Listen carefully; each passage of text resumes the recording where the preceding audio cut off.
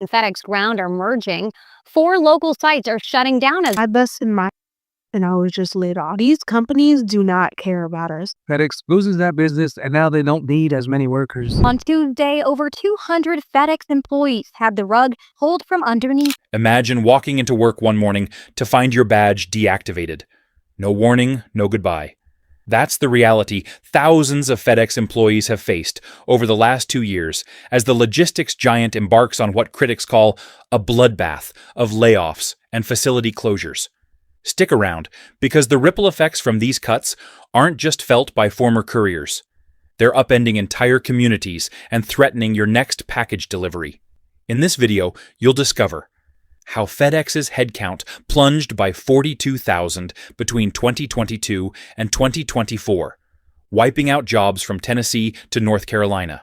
Why Network 2.0 consolidation led to shuttered ship centers in 5 states and a 326-person closure in Union City, Georgia. How automation, like Memphis's mammoth sorting hub, capable of 56,000 packages per hour, is replacing people faster than anyone realized. By the end, you'll understand why this isn't just a corporate cost-cutting exercise. It's a massive realignment, shaking the backbone of American logistics.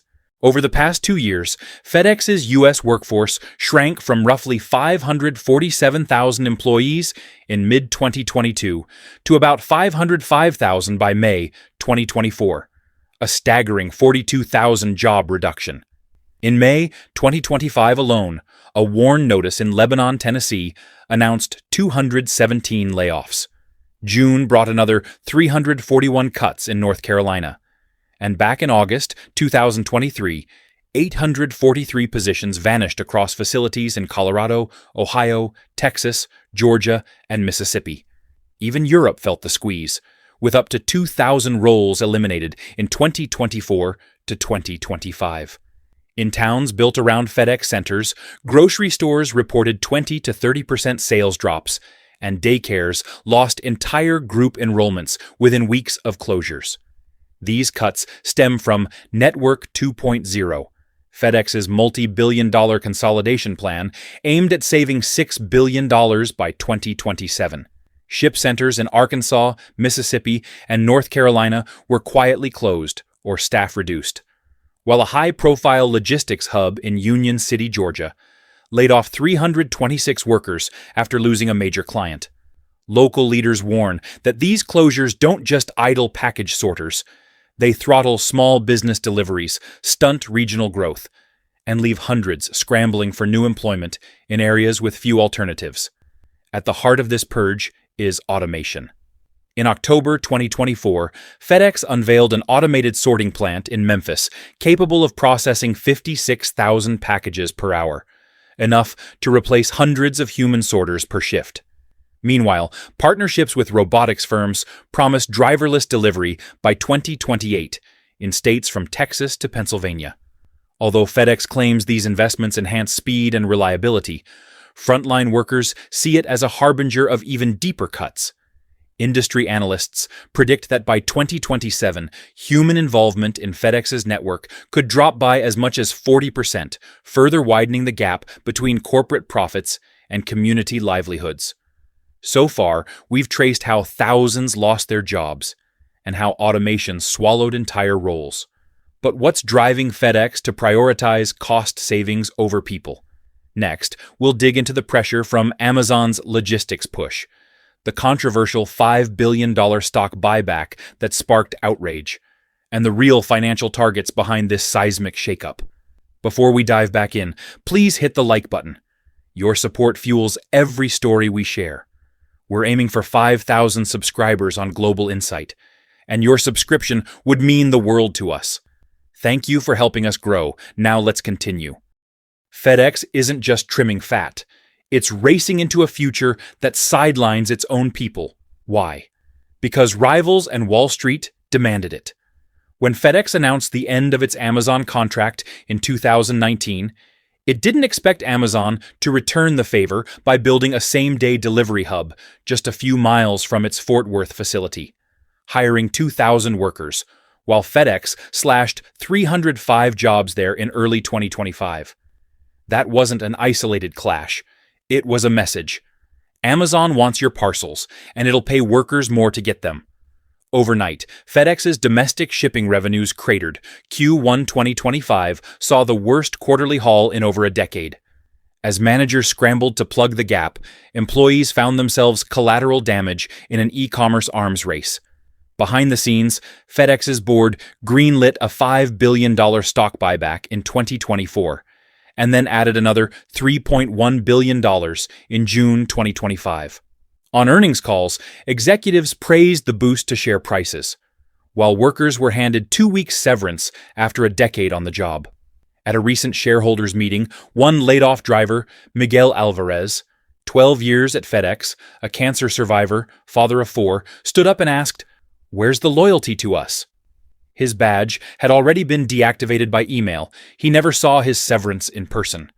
That disconnect between boardroom decisions and breakroom lives sparked outrage across FedEx's ranks.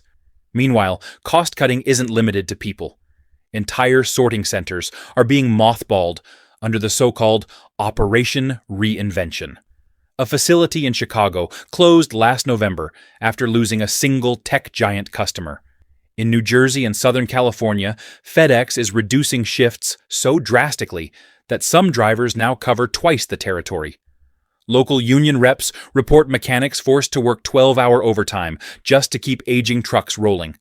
Yet the company's press releases trumpet improved network efficiency, as if empty facilities and exhausted staff were metrics to celebrate. All of this sits on the top of a broader automation push. FedEx's Memphis megahub isn't an experiment anymore. It's the future blueprint. Robots carry, scan, and sort packages in exact patterns, never calling in sick or demanding overtime pay. A pilot with Aurora Innovation promises autonomous delivery vans on Texas roads by year's end. Combine that with AI-driven route optimization, and you've got a logistics machine designed to trim the human out of humanitarian shipping.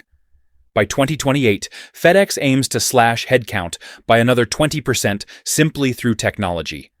While workers vanish, FedEx's PAC poured $2.3 million into lobbying from 2023 to 2025, quietly influencing regulators as WARN notices trickled in. Local mayors, dependent on FedEx jobs, find themselves between praising innovation and pleading for federal relief for displaced workers. In Kentucky's rural Harlan County, the last drop-off center closed without warning in May, leaving farmers scrambling for alternatives or watching produce rot on docks. They say there's no such thing as a free lunch, but when it comes to FedEx's executive suite, free might as well be their middle name. Even as thousands of frontline workers saw their badges deactivated, insiders quietly raked in huge payouts. Between 2021 and 2024, FedEx doled out $1.5 billion in executive bonuses, on the same tracks that cost Miguel Alvarez his job. In the quarter, the layoffs began. $41 million more performance bonuses landed in C-suite pockets.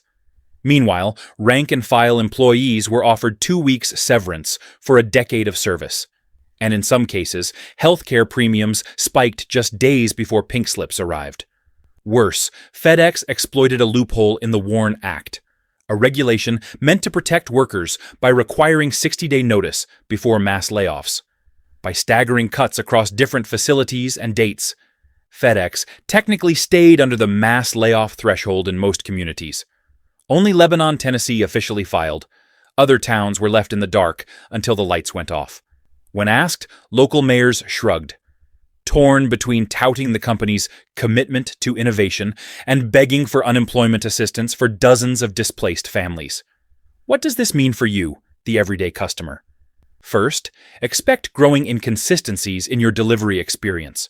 Reports are already coming in of longer transit times, missed pickups, and a sudden spike in lost packages, especially in rural areas where driver cuts were deepest.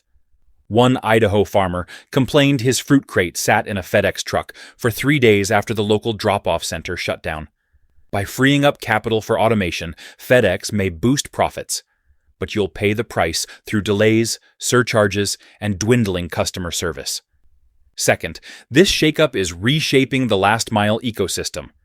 Independent contractors, once supplementing FedEx's workforce, are now bombarded with demands to cover expanded routes without extra pay. That strain risks turning our neighborhoods into delivery deserts, where same-day shipping becomes a lofty promise rather than a guarantee. Finally, the broader lesson is clear. When a logistics giant prioritizes shareholder returns over people, the entire supply chain frays. Small businesses that depend on reliable shipping may face canceled service agreements. E-commerce sellers, already squeezed by platform fees, could see their margins evaporate under higher rates and slower delivery windows. In short, FedEx's headcount realignment isn't an isolated corporate strategy. It's a warning shot across the bow of every business and consumer who relies on timely, dependable shipping. Don't let the next market tremor or headline catch you off guard. Smash that like button, subscribe, and ring the bell so you're always first to know. Then click on the next video to dive deeper into the trends and breaking stories that shape your world and your wallet. Let's keep you one step ahead.